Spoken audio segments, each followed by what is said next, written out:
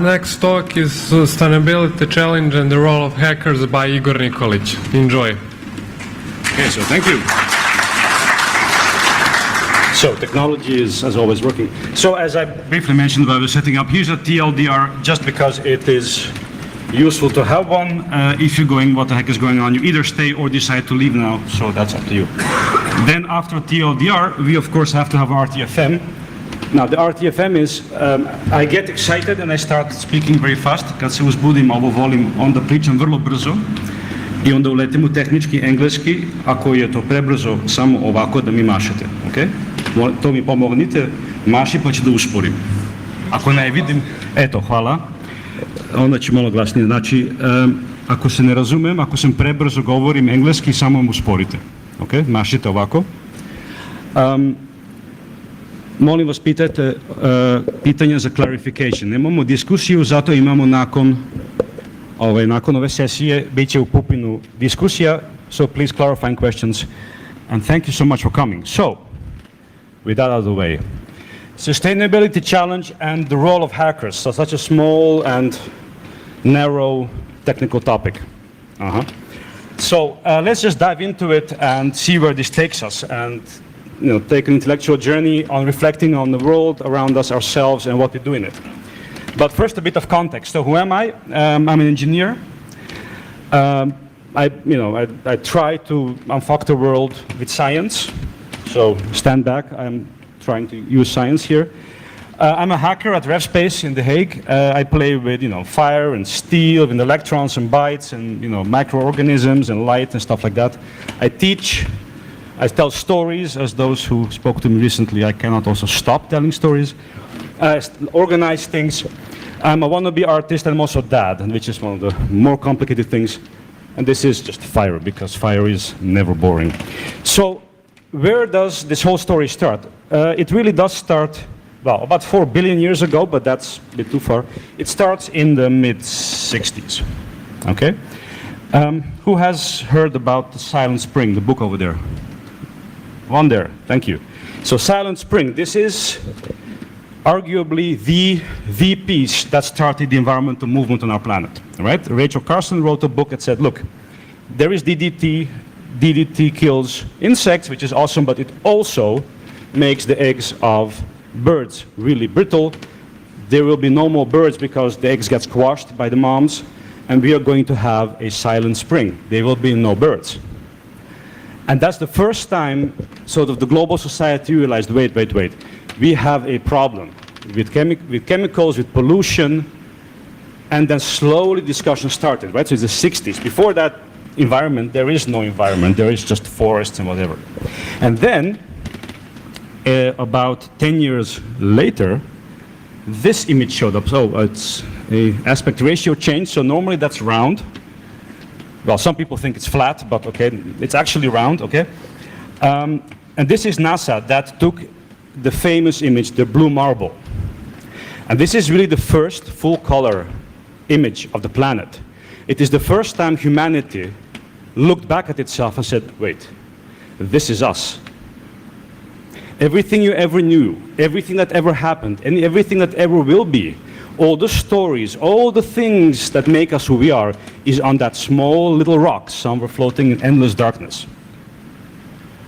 Whoa, right? So that really shook humanity to the core, and from there on, we started thinking about, wait, we are not just, machines and things that we are, but there is a whole planet around us. So if we sort of take this perspective, then we can really think about ourselves as this biogeochemical, socio-technical system. Okay, anybody playing bullshit bingo? This is like bingo, right? Everything that you could possibly think of is in this one line.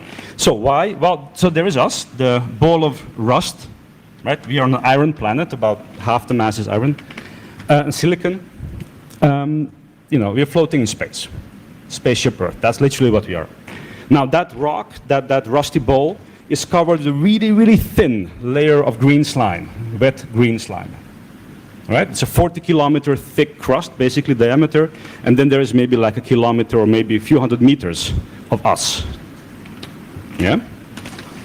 And then, in that thin layer of green slime, the biosphere, There's us with our infrastructures, with our computers, with our capture the flags, with our Arduinos, with power plants, with the Taliban, with Burek, with everything in between.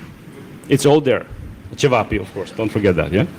So, okay, so here we are floating in space with Burek and everything. So how, but wait, that's not a static thing, all right? We are in, and again, more bullshit bingo here, planetary times flux. That's pretty awesome. So what do I mean by that? I mean times for times, information, mass, and energy flows across space, physical space, right? So a planet and all of us in it are open systems. We eat, we poop. Planet does the same thing. Energy comes in, high temperature sun, radiation infrared radiates out. All of these things are open. There's energy fluxes. There's always differentials. There is no balance. There's only flow and potential. And so this evolving, flowing, changing system is the spaceship Earth that we unexpectedly became the captain of.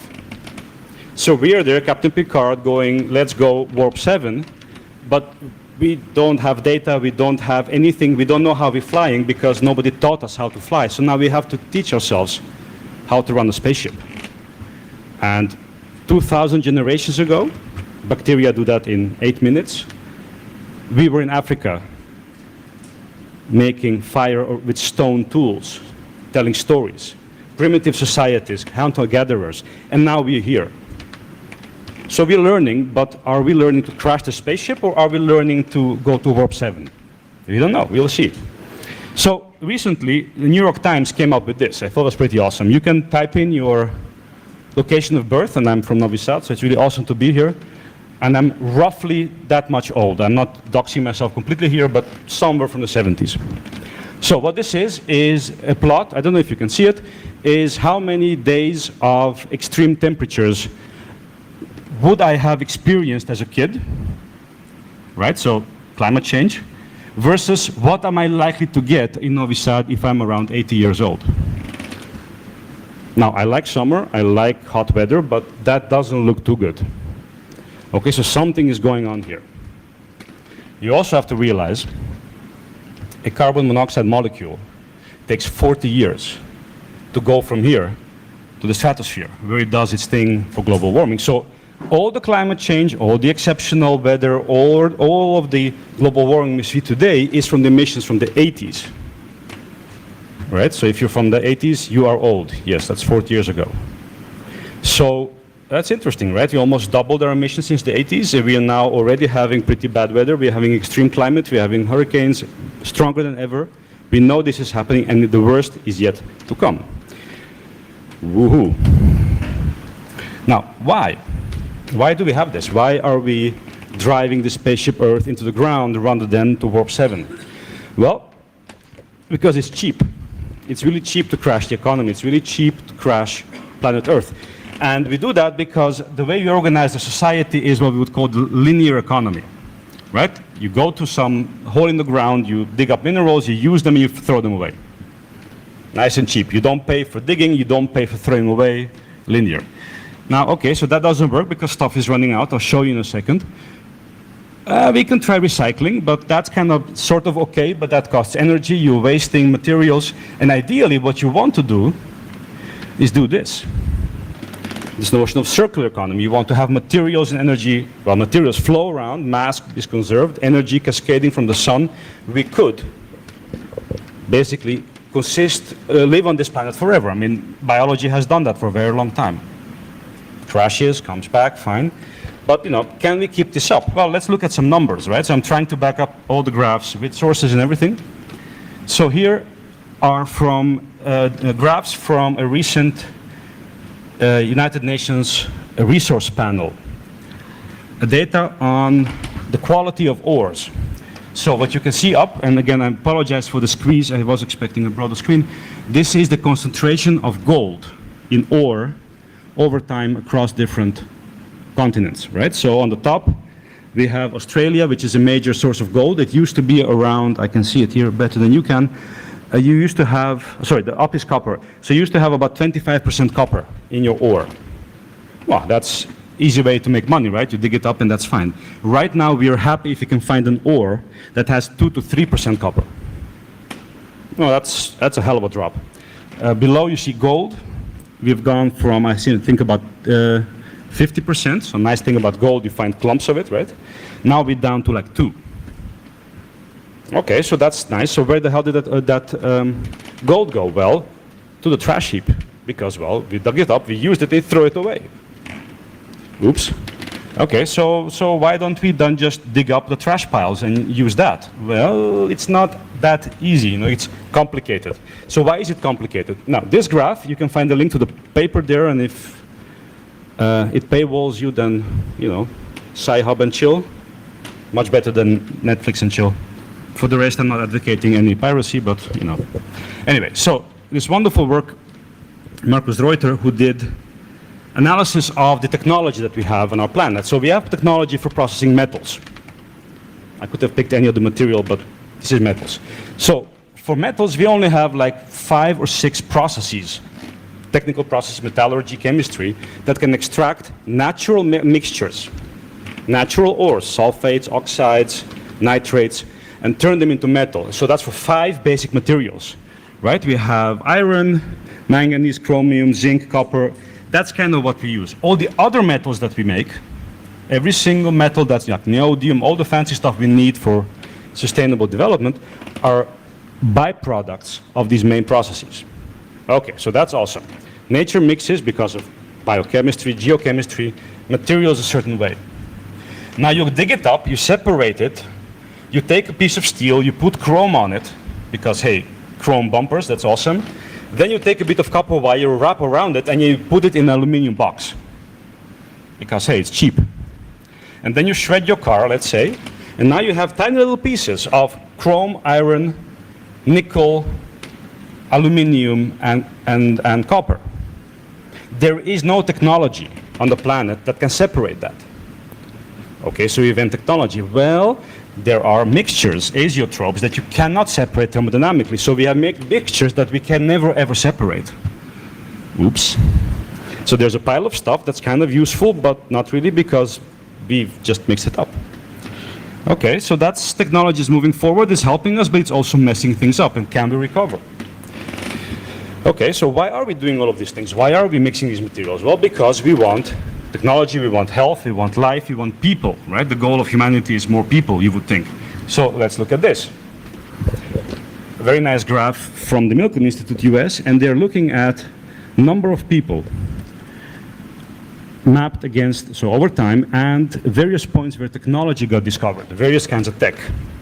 Right, so one of the really awesome things that we ever came up with was agriculture. Like not walking around finding stuff, but actually sticking to the ground and coming back. That's pretty awesome. You don't have to search, right? It means, of course, we have to sit down. Hey, then pottery, we could make clay, bake it, it's waterproof. Now you can store wet things forever, that's very nice.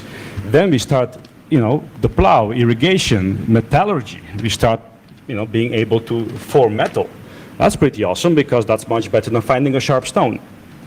And so on and so forth, it keeps on going until a few interesting things happen here, and then bomb.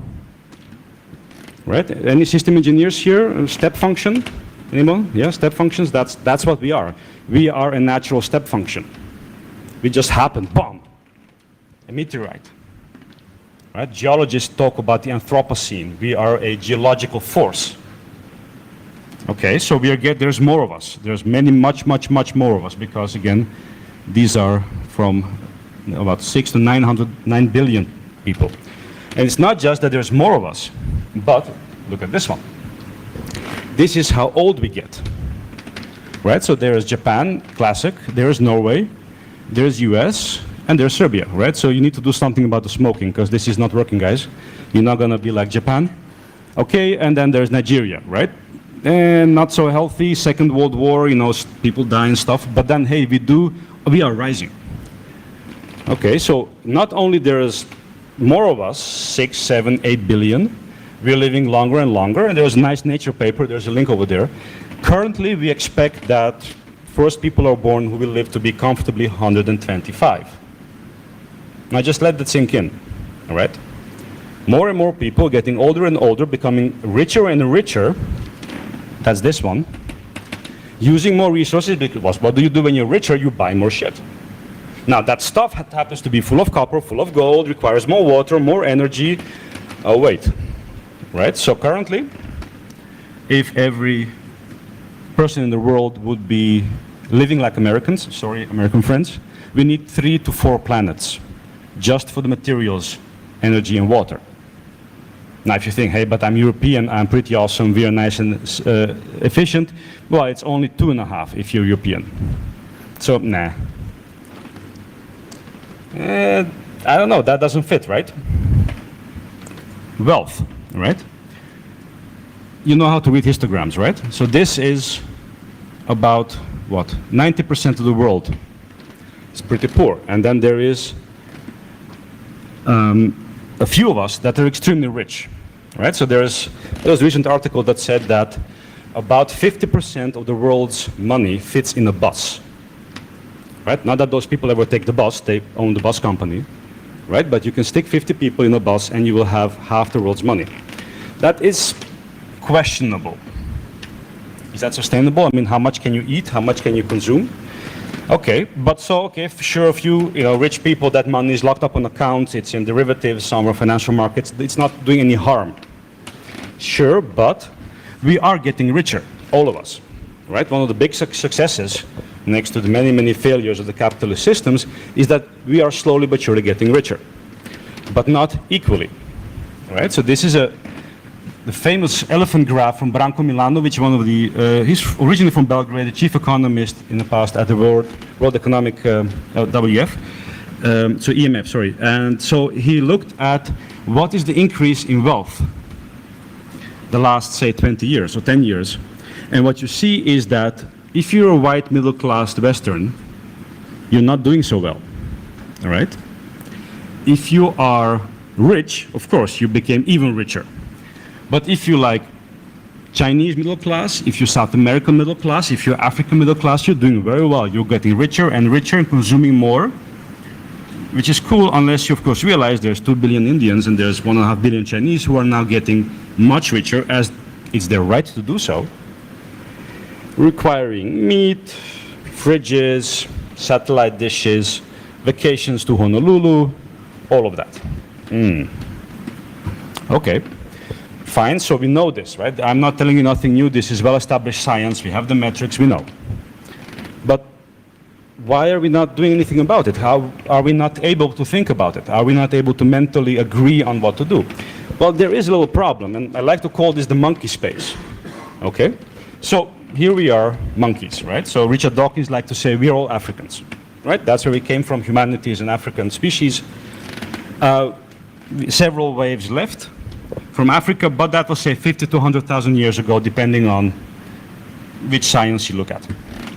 So we are savanna primates, right? Hairless primates. Now, the thing, if you want to be a successful primate in a savanna, you have to have some properties. You have to be able to think at scale, right? So you think at the scale of 5 kilometers, 1 hour walking, right? That's, most people find that already a pain in the neck to walk, but you can imagine walking for 1 hour, 5 kilometers.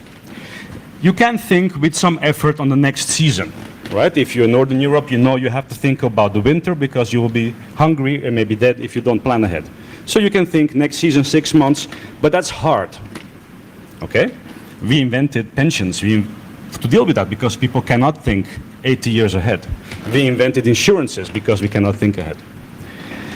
You can think about in scales of 150 to 200 people. Dunbar's number, average number of followers on Twitter is about 200 to 300. Number of friends on Facebook is that. That's us. Past 200, it's them. And we humans really like us and them. Well, we don't like them, but we like us, right? That's why it's so much worse if a kid in your street gets hit by a car than if a tsunami hits Philippines and 150,000 people die. It's like, some faraway brown people. I don't know, I don't care. I don't know them, they're far away, I cannot even think that scale. But that kid, that's real bad. And it's not because you're a bad person, that's because you're human. Okay? Now at the same time, the problem of the spaceship Earth is a 40,000 kilometer problem. Can you imagine 40,000 kilometers? I cannot. I know it's a lot. far away, but I cannot walk 40,000 kilometers. I have no physical understanding of that. I cannot think 100 years. If I'm lucky, looking at my Balkan genetics, maybe I'll make it to 80. If I cut back on burek and cevapi, right? But maybe not. So that's already like a lifetime away. You know, after I'm dead, what do I care? Sustainability is at least a century, if not 10 centuries, millennia. It is about 7.6 billion people. What does that number even mean? Can you imagine that number? No, you cannot. Nobody can. It is about complex, adaptive, non-intuitive logic, about evolving, adapting systems, whereas our brains are hardwired for, oh, it's yellow, it has stripes, has teeth, I should probably run away or become breakfast. Right? That's how we reason. Immediate threats, immediate action. We are very good at that. Mental shortcuts, not sophisticated reasoning. And it takes training. We go to school for 20 years to learn how to reason, and we still suck at it. I'm a teacher, so I know. Yeah? Okay, so that's problematic, right? We are not wired biologically to deal with the sustainability at the global scale. To make it worse, there's always the brilliant XKCD. And to me, you know, just let this sink in for a second while I take a sip of water.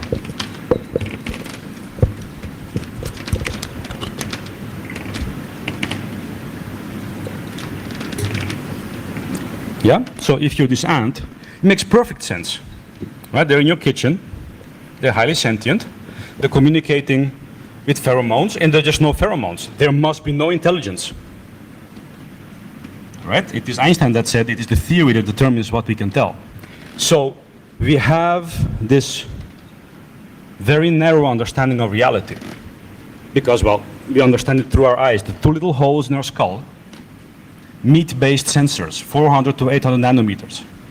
Right? In this room, I don't have to tell you that electromagnetic spectrum is a little bit wider than 400 to 800 nanometers, right? It goes from hundreds of kilometers if your gamma ray burst or radio burst, down to the gamma radiation and Planck scales, and we are just tiny little bit, and that's everything there is those 400 to 800 nanometers, right? The little slit we look at the world. The 5 things we can taste, the few hundred chemicals we can smell. At the same time, there's gigabits of data going through me right now. There's radio, there is radioactivity, there is sound as I cannot hear, chemicals I cannot smell, whole reality that I have no idea about. Okay, and then there is 6 billion of us spread across this nice little planet. We all believe things, we all want things, we all have ideas of what's important and what's holy. And there's a whole lot of ideas about what's holy. And in the name of the loving God, an incredible amount of people have died. So how do we then run this spaceship Earth if we're blind, if we are maybe not necessarily stupid, but ignorant, if we're limited and we can't even agree? Plus, this is a small set of known cognitive biases, right? We have various ways how we fool ourselves. Confirmation bias, My friends talk about something, so I believe that, so therefore it's true. Some authority said, a guy on television says it must be so, so it's so. Or recency bias. I had recently breakfast this morning, therefore there is no world hunger. There is no world hunger. I went to the hotel, there is like tons of food. I don't know, what are you talking about? Right, climate change, global warming, but it snowed yesterday. Literally, somebody in US Congress said that.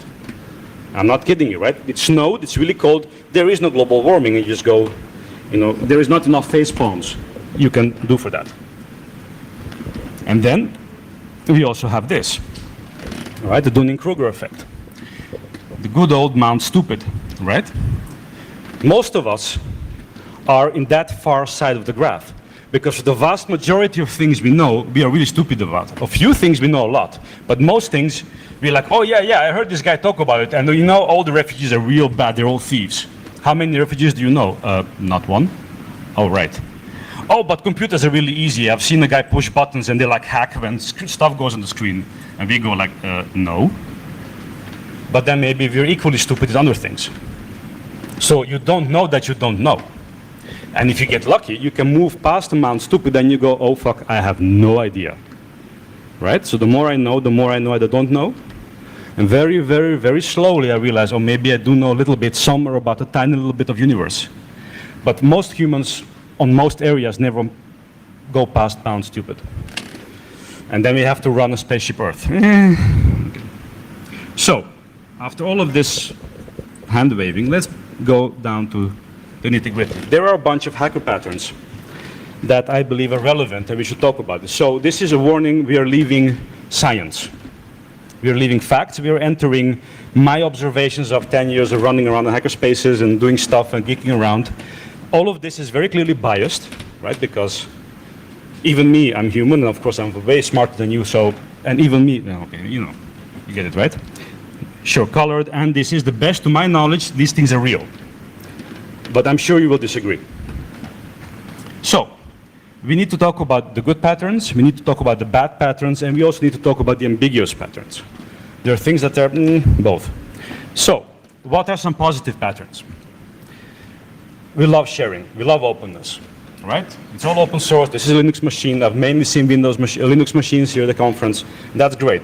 Code, designs, knowledge, ideas. You walk into HackerConf, say, oh, could you help me? Of course.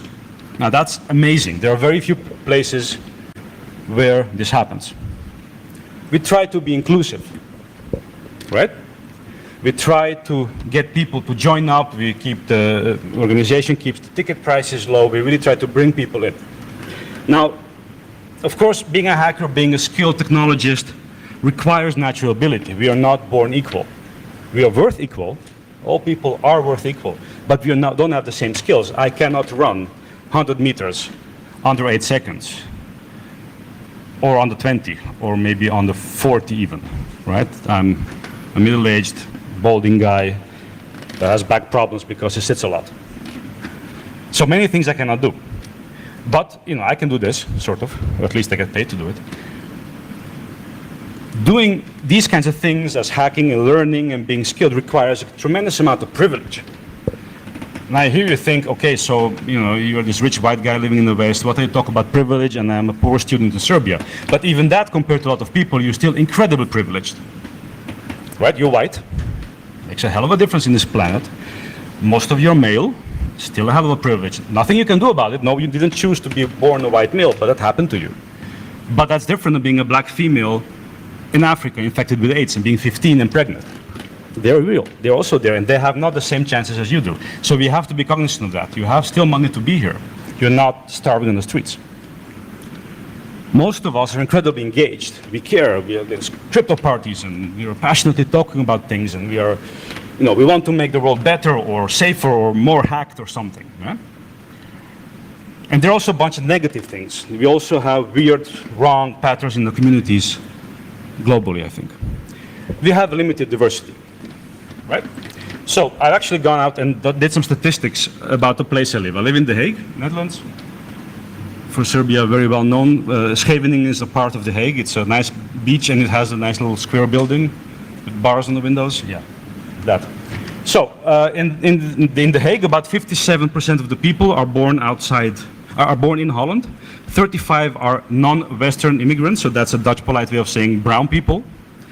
18 are Western immigrants, so all the good Polish and Americans and Brits, so the Dutch are incredibly racist. Sorry for my Dutch friends here, not all of them, but many are. And about 50.4% are women. Yeah, humans, you know. My hackerspace, which is a really nice, friendly place, and I really love it to pieces, has about 1% people of color, somebody who's not white, about 1% of us. And most of them are like half mixed. Right? Okay, so that's interesting. We have about 5% females, and we have about 15% immigrants, and most of them are the good ones, right? White. So I clearly don't agree, so don't get me wrong, right? But that's how a politician would frame this. So that's weird, right? So how come that there's such a difference in the hacker culture, in hacker community, compared to general population? I don't know, but that's clear. There is a problem. At least I believe that's a problem, because greater diversity, we know from complexity sciences, greater diversity brings far superior decision making, makes better decisions, better systems. Elitism. Who has ever had losers on their operating system? I know there are sysadmins here, right? You had sheeple, we know about sheeple, right? The ID 10T errors, right? there is always this thing of, oh, we are better than the others because we are smart nerds, and the sheeple are just out there going, listening to whatever. So why do we do this? Are we that much better? No, we are equally stupid in different ways. Is this because we have, we are nerds and we have below average social skills? Is it because it's the in-group versus out-group, right? So because we have been the crazy, nerdy kid at school that everybody picked upon, so we had to find our nerdy friends, and now we feel safe in numbers, and the others are just, the horrible other ones? I don't know, but there is a tension that we need to watch out. Because if you walk into a room and say, look, I am a brilliant, super smart guy, and you're all idiots, that's not how you should talk to each other. Okay. And of course, we love technology, right? There's an app for that. And I do blame Silicon Valley for this, right? So there is really that obsession of solving social problems with more tech, throwing more machines and computers and apps at it. I mean, is this a matter of leaky abstractions, right? We love digital world because we're nerds. We like nicely organized, black and white, binary, clear systems.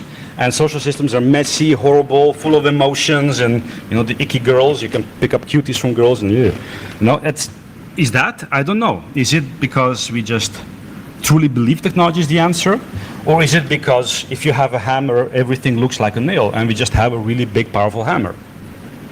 All of these, but we need to be aware of that. And then there's a whole bunch of very ambiguous stuff that's both good or bad. We are very idealistic in general, right? We really care. Look at the crypto parties going on. Look at me ranting about sustainability. Look at all the people who are passionate about stuff. And we tend to be very non-compromising and unreasonable sometimes, because you have to use open source even if it's really, really hard to use and it's really pain in the ass, but we will do it anyway because we believe in it. It's like, oh God, get a life and just install Windows and just use Facebook and don't worry about it. No. On the other side, Bernard Shaw, I hope you can read it, so let me read it for you. The reasonable man adapts himself to the conditions that surround him. The unreasonable man adopts surrounding conditions to himself. All progress depends on the unreasonable man. Okay, so you got to be obsessed and unreasonable to move the world forward. So, but then you are that one annoying nerd that's always making noise. So how does that work? I don't know. But we need to find the balance there. Superstar cultures, right? If hacker community has one thing, it has superstars, right? It has famous people that, oh my God, and they came to our conference and that's amazing and they're really nice. Humans need and humans want leaders, right? We are social animals. There's a reason why we organize in our hierarchical systems that's efficient, that works, and offloads thinking. So I can worry about this when the manager worries about that, right? We know this works. People who lead groups of people often do this out of sense of responsibility. I honestly believe I should help a group. They inspire and lead by example, if done right. If done wrong, becomes elitism. It becomes abuse of power. Things turn into personality cults. And that's wrong. Why? I'm not gonna contribute to you being even cooler. And so there is a very interesting message about leadership I would like to share with you. This is a short, and this one I forgot. Hacking is a rich people game, right?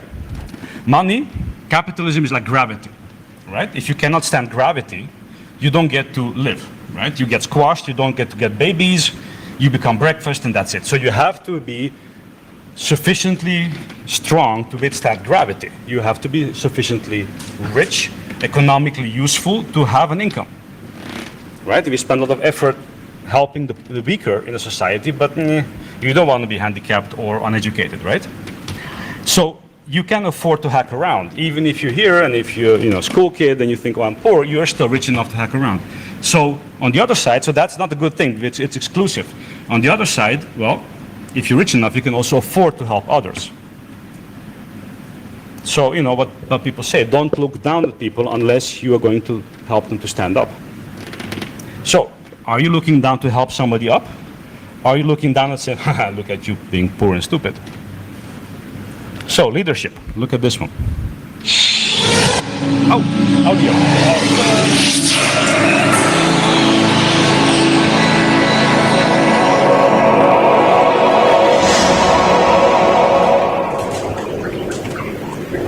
It's really short, 3 minutes.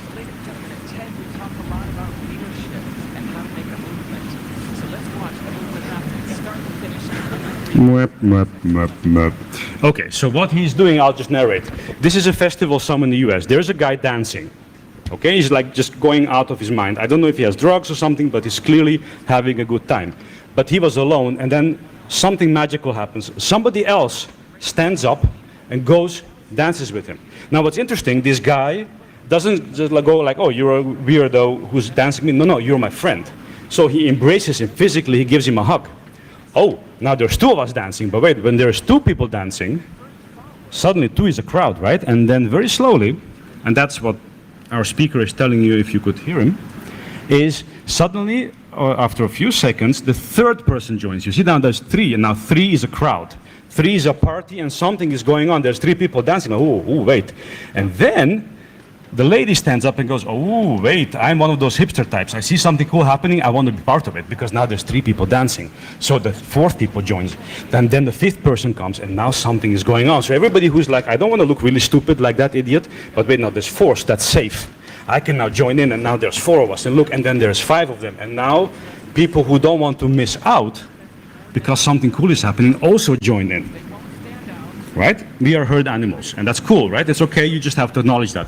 And suddenly people are running because they don't want to miss the party. They want to be a part of a greater thing that's going on. And then, boom, everybody's dancing. Okay? So what's interesting here is not the fact that it's five people dancing, it's the fact that first somebody has to dare to dance first. Now that's glorified. We talk about leaders, people that dare, but the real hero of the story is not the first guy. The real hero is the second guy. Because you have to have the guts to find the crazy guy and join them, or the crazy girl, and join them and say, look, I'm going to support you. And together we become a party. Right? So leadership is not so much about being the first. Leadership is about recognizing a good thing and joining in. Think about that for a second. So how does that then work for the things we do here? Right? It's not being the one person that brings a cool project. It is, well, that's that too. But it is being the person that walks up and say, hey, this is an awesome project. I brought this other thing, I can make it even more awesome. Yeah?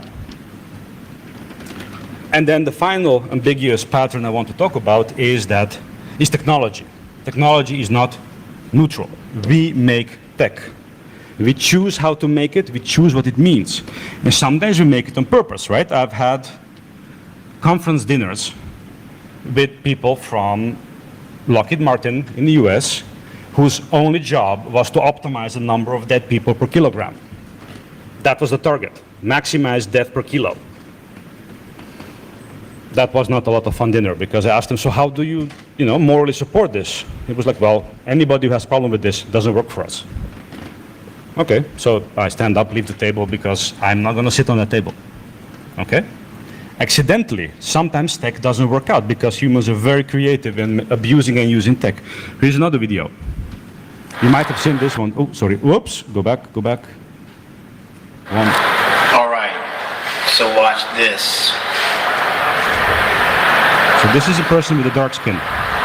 No soap. Black hand, nothing. Larry, go.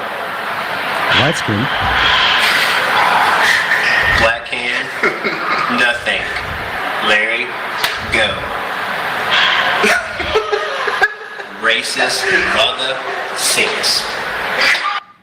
So, did somebody say, I'm going to make a faucet that ignores black people? No. They didn't do that on purpose. But they used an infrared sensor that does not reflect off dark skin. They just didn't think about it. Because probably the person who made it and tested it has light skin, works. Never occurred to them to maybe test it with, humans come in all sorts of colors. Maybe you want to test all of them. Are the things we, what 20% of males is colorblind? Wonderful graph, this wonderful website design, but like 20% of men just cannot see it. You never think about it because you're not colorblind. Yeah? So, what are we then to do as hackers? What can we do? And I'm about to wrap up now. I'll try to give you some concrete examples. These are things that I believe work. They work in my context. Maybe they don't work here. I don't know, but think about it. So, first, vote. Now, what do I mean by vote? Well, first, vote with your ID. If you want to fix the world, go vote for people who also want to fix the world. If they're not there, well, make your own party. If you care about it, do it. Yeah? You can also vote with your wallet. Very, very important. We forget that every single time you go to a store and you use this, you are voting. You're saying, this is a good thing because I gave you money. This is a bad thing, I did not give you money. And even if you have not a lot of money, you're still voting. Right? Why is Maya Index Sandwich popular? Because you vote with your wallet, you go to them, you don't go to some other guy. Yeah? So, when you can, choose greener. Often, you cannot. Maybe you cannot afford it, but if you can, do it. Energy, food, very important. Food is really important, huge environmental impact. Energy, clothing, cotton is extremely polluting. Buy green cotton. Transport, do you need to fly? Can you get a cleaner vehicle? If not, okay, but if you can, do it. When not, ask for these products.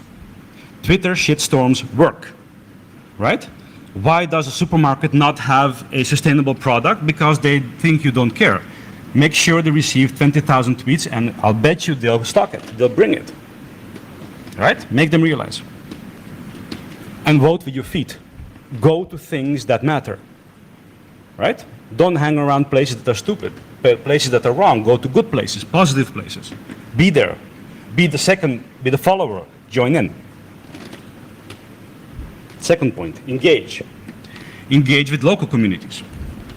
Right? Identify real local problems. Is it the old lady that cannot enter the elevator because she's too old to push the door? Geek out and make a button, make a motor that opens it. It's fun, it's geeky, and you help somebody. Right? Even better, teach your neighbor to help you do that. Because now there's two people who know how to make electronics. Small things. Have patience with noobs, right? We were all noob at some time. Nobody's born with knowledge, nobody's born with skill. But what really matters is, can you find the people who want to learn? Right? And if you want to learn, I care way more about you than if you're super skilled but you don't give a shit. Because you can go somewhere, and that's so essential. Want to learn. Start a hackerspace or start a repair cafe. Repair cafes, look them up online. I do that sometimes with friends. We go together, sit in a cafe, we announce it in advance, and we repair stuff for free. People come in, there's a long line, we repair things from a teddy bear, clean up a Windows machine from crap, put Linux on it, solder, replace batteries for people who don't know how that works. I cannot help everybody, but I've had people cry from joy because I fixed a little clock that was from their husband who died, and now it works again. The lady cried for hours. It's amazing, yeah? Have, organized crypto party for your journalists, right? Try to help them to keep you safe from the politicians. Start a coder dojo. It's online, there's a whole script, download it, you got a logo, there's a story how to do it, just do it. Provide free or cheap hosting for your local organizations if you're a computer guy or girl. Find old computers, fix them, put Linux on them, give them to schools. Whatever, just do stuff around you because we are local, humans are local. You know what they say, think globally, act locally. It's true, it really works that way. Be aware of your work, right? Most of us have jobs, right? Or at least try to get one. So more often than not, you do have a choice. Again, it's easy for me to say with a decent salary, well, yeah, just choose where to work. But in tech, you do often have a choice. So, you can say, I'll try to change it from within. So maybe I go work for a nasty company. But, be aware. That can work, but it's really hard, frustrating, and very slow process. You're in for the long battle if you want to do something sustainable, but you work for an oil firm. Pick your battles. Try the evening mirror test. Okay, I really love this one. You come home from work, long day, you look in the mirror, you look at yourself and say, I did good today. Right? If you don't feel like an asshole saying that, there's profit. Right? And if you say that to yourself and you go, yeah, okay, I just sold, more cigarettes to 15-year-olds, I don't know.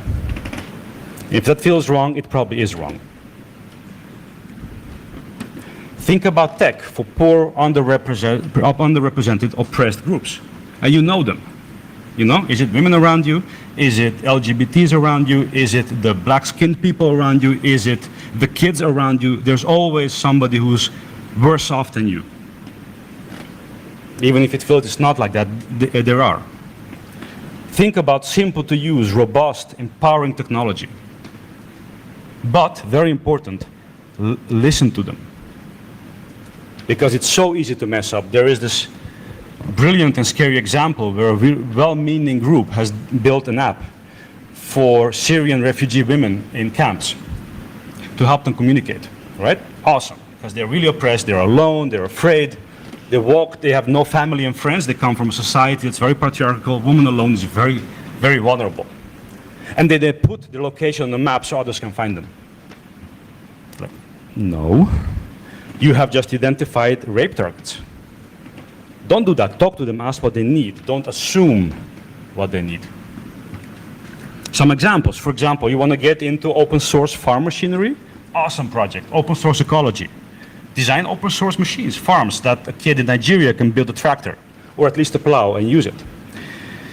There is a wonderful project. I didn't want to put all the links. You can Google that. It's a water drum that is a wheel that you can put a rope around it and pull.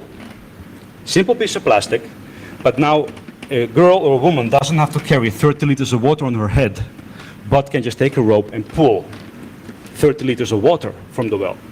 Amazing, huge difference in energy. You know, there's a big project, some of my friends, the hackerspace, are involved, building electric batteries, better batteries for rickshaws in India. So like, why is that the thing? Well, because there's a huge number of women leaving prostitution and becoming rickshaw drivers. And these rickshaws now use lead-acid batteries that they don't know how to use correctly, so they get exhausted very quickly and they dump them in the river and buy more. They're building self-contained, intelligent lithium-ion pack that you can just swap out, put in your rickshaw, and keep on driving, keep on earning money for your kid. Learn to weld. Make rocket stoves. Rocket stoves make almost no smoke. Give it to people who are in poor villages and still burn wood for their energy, so you can reduce their smoke intake 99%, make them healthier. Small things like that. Make it easier to do good. I think it's very important. You know, why is PGP still so difficult to use? Come on, let's get our asses together and just fix it. You know, write how-tos, write manuals, explain stuff to people, and you don't have to even talk to them. Put it online. For the love of God, don't make YouTube videos about how to do simple things, right? If it's a 3-minute thing, write 3 lines of text, not 10-minute videos, but okay, right? Document, translate, right? Really easy. So if you're not like a superstar programmer, but you speak a language, find an open source project, translate stuff. You know, you can do that. Maintain information sources, right? Help people find stuff. Look at boring stuff. You always forget the boring stuff, right? And what is boring stuff? Infrastructures, roads, electricity, sewage. Sewage is really boring, but oh my God, so essential, right? Try to think about, you know, what can I do with sewage? It's like, what the fuck, sewage? Yes, sewage, because, you know, small things you can do there can have huge impacts. Now, of course, infrastructures, industries are the domain of high capital expenditure, big things, you know, consultants, legal departments, all of that stuff. But, and I know these people. There are a lot of very good people in big industries that really want to fix the world, but don't have the skills, don't know things. Talk to them, find them. Find that one nerd engineer at the electrical distribution company, help them do something cooler. And then their bosses will go, oh, that's amazing. Wait, you talk to hackers? Oh, that's cool. Oh, maybe we should, you know, see what is possible and move things forward. For example, there are really cool citizen science projects you can join that monitor air quality. You know, spend €5 learning how to, you know, buy components, learn how to solder, hook it up on LoRa, and now you're doing environmental monitoring. For example, there's the Luftdata.info, Germans doing dust sensors, really awesome. There's the Flood.network, it's a URL. A guy is developing, guys and girls developing open source flood sensors. It's a €15 device, very, very smart, you know. Build one, hook it up, make sure it works, develop it further. OpenStreetMap, for example, you know, map out the power lines. super useful to people if they know where the power lines. Maybe something is being planned across their house, or maybe you're helping my colleagues do better science with public data about power lines, stuff like that. You know, world power plants, Indipedia, project of a colleague of mine. We mapped all the world's power plants. You can join in, it's a wiki, add stuff, make it nicer. Disseminate and back up open knowledge. If nothing else, run a mirror of Wikipedia. If it ever something goes wrong with Wikipedia, you have a copy. And then you can have it locally online so people know how to do stuff. They can get knowledge that doesn't get lost. Make a mirror of WikiHow. It has the stupidest things you know how to do, but to many people it's like, oh my God, that's how you do things. You know, host an open source software repository, open a data set. Also, do it for really boring, simple stuff, you know? Do you know how to make soap? Has anybody ever made soap? There you go. I make soap. It's lots of fun. You know, chemistry and... If basic human necessity, if you have warm water and soap, you will not die of infection. You could operate on a human if necessary with warm water and soap. Sterilization and hygiene, simple stuff. Nobody knows how to make it. Have a website that just tracks all documents. Go find old books about how to make chairs. Scan them, put them online. Whatever. Have these things, make it accessible. You're a nerd, you know how to do it. And that, to me at least, are some things you can do. And keep this in mind, right? As the world develops, as we keep on going forward, there is a lot of ways that are, a lot of things that are really simple, but wrong. And media really loves simple stories. And us here, because we are privileged, we're intelligent, we are driven, we can take the difficult but right path. So it's up to us. Thank you all.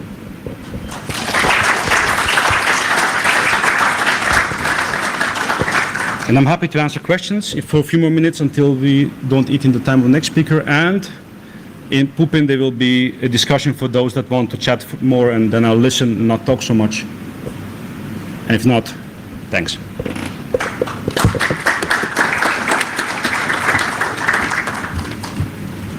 The next one starts? Yeah, in 10 minutes. In 10 minutes. Okay, so I have a few questions for some time for questions. Yes, please. 10 minutes till next. Yeah, we good? Okay, so please, thanks. Just shout. No. I want the mic? Okay, Yeah, I'll shout. Okay, good. Hello, thank you for your talk. I always enjoy here listening of political talks, political and technical talks. The thing I would like to ask is about the goal. The goal. Okay, hackers, engineers, all these people tend to forget sometimes about the long-term goal. Okay, so from the history, from the 70s through here, we, as hackers, as people of the community, as engineers, tend to forget, tend to change side. Okay, the system sometimes turning us to another point. So we want more money, we want better stuff. We tend to forget the community, but we know who is the enemy. Okay, and the enemy is winning. We know that the enemy is winning. Mm-hmm. So what do you suggest for that? I saw the question. We have this idea of there is the bad guys and the good guys. So that is, of course, black and white thinking, right? The world is not binary. The world is super gray and super gray. And sometimes the really wrong things end up doing good things on the end, and sometimes really well, you know, the road to hell is paved with good intentions, as they say. So I find it difficult to answer that question because what you believe is the right thing to do might be completely opposite my ethic. And I don't know. I mean, you know, you're talking about Pareto optima, right? So what is the thing that helps the most and damages the least?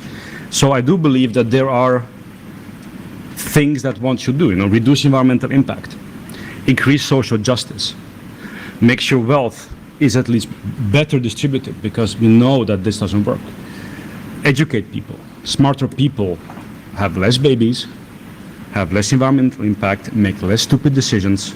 So there are basic things that always work, in my opinion, but maybe you disagree, right? Maybe the goal is more humans and, if you, it's like the sustainability definition from the Brundtland, right? Creating a better future better life for us without endangering our future generations, boils down to, if you logically reason through it, into infinite youth, infinite life, and colonization of the universe. Humans everywhere. I don't know, is that what we want? So yeah, hard question, sorry. But thanks. Other comments, please, questions? Tomatoes. Don't throw cell phones, they're hard and expensive. Anything else? Yes. Regarding the sustainability and the ecology, which is the most prominent problem, have you ever considered that they might not be a solution to it? That whatever we do, we are going to over that cliff, because there is no natural or mathematical law which says that we have to survive as a humanity or as a civilization. Fully agreed. I would just like to hear your opinion. No, fully agreed. So, okay, privately, I would like to quote Bender from Futurama. And Bender says, oh, we're boned. Right? So I go to sustainability conferences for now almost 20 years. I have yet to find the first optimist. And this is people who spend lifetimes and careers studying sustainable development. Everybody says, basically, we're fucked. Okay, so knowing the metrics, I study evolution a lot, right? Evolution is about stuff dying. Evolution is not about stuff succeeding. And we love success because it's so rare. My driver personally is that if I do nothing, then surely it's not going to work. And if I do my damn best, it still might not work. But at least, you went down trying. That's the kind of, but yeah, I mean, if you look at the numbers, there is so I honestly do not believe that humans are ever going to die out, because we are just way too smart, way too well organized, way too adaptive. We are generalists with a super specialized organ, which is amazing. Whether civilization in its form of global interconnected commerce is going to survive the next 50 years, I have my doubts. Whether that means autarkic small villages, whether it means Mad Max, whether it means some kind of, I don't know. Nobody knows. If I knew that, then probably my helicopter would be landing here, my yacht would be in Danube, and I'd be the richest person in the world or world president. But I'm not. I'm just some random dude at HackerCon. But if you don't try, I know. Yay. Anybody else? After these really cheerful and positive and happy words? Yeah, people hate my talks. They always go like, mop, mop, mop, mop. Anybody else? You don't dare? I know, it's that bad. In that case, I thank you so very much, and please, if you want, meet me at the next room and we can chat further.